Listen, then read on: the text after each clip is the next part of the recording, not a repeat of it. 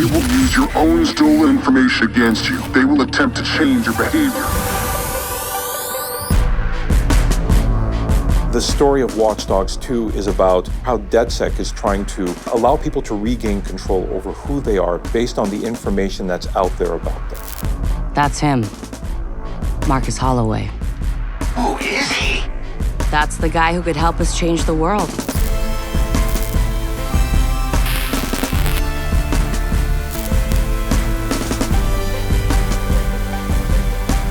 Watch Dogs 2 is about a hacker named Marcus Holloway. He's a very gifted and smart young man who ends up by getting profiled and accused of a crime he didn't commit.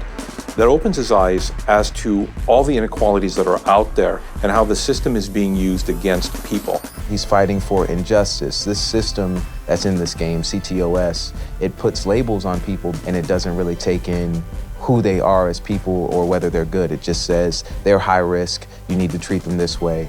And so he starts working with DedSec in order to show people what's happening, but more so to help take down part of the system that's being used against them. T-Bone comes along, getting DedSec to go, yes, we have to make a stand. We have to be the good guys. Nice hat. Nice mask. They are the David against the Goliaths, but they have something special that David didn't have. Like, they don't have a sword, they have the entire internet. The Goliath is all forms of establishment. So big corporations, some people in those corporations trying to use technology for power, for money, for control, and also the government is part of the establishment. So various corrupted people inside of those factions that you're trying to fight against. You're gonna be dealing against rival hacker groups. We're gonna be dealing with corporations trying to get power, manipulating politicians, trying to get money. Basically trying to know more about you than you know about yourself so they can predict your next move. One of the challenges you're going to be facing is to figure out, is there a link between all those people? Is it just random abuse of technology or is there someone with an agenda? And that's what you have to figure out as you unveil that corruption in the establishment. In Watch Dogs 1, we explored surveillance a lot.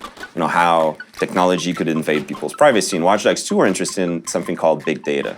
Big data, really what it means is all the stuff we do online, all the information that is recorded on us. When we were crafting Watch Dogs 2, we definitely wanted the players to come away thinking to themselves, holy crap, I didn't know this existed. We started looking at how people are being predicted and potentially manipulated. You come into Watch Dogs 2 and you now are at the heart of Bloom. You see what happens when they're able to take all this information and compile it together. They don't see anything wrong with compiling this data.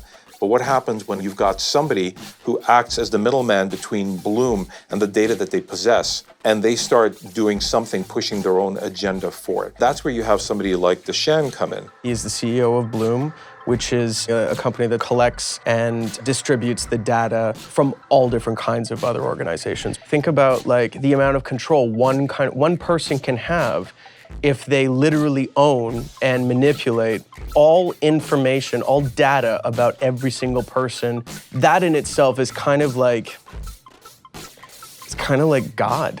And that essentially is what the limitless of what Dushan's capability is could turn into. If I'm going to separate how Deshan and Marcus differ, I would actually say it's what is it that they're willing to do in order to win? Who does Deshan sacrifice in order to accomplish victory?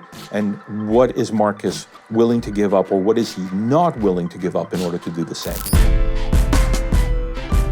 Marcus doesn't come in with that idea of, I'm gonna save the world. He comes in with a fuck Bloom, they fucked me over, so I'm coming after them. You know, the defenseless trying to defend themselves. We are the ones that can step up and defend for them. We've all been broken down into our most core components as far as information is concerned. We have no control over it whatsoever. We have no say over who uses it. We have no say how it's used against us. If there's no way that the people can know what's happening, then things like this happen. Hackers step up and figure out the truth, and then they divulge the truth to the masses. All that data at Bloom's fingertips, that's like the world's most powerful monopoly.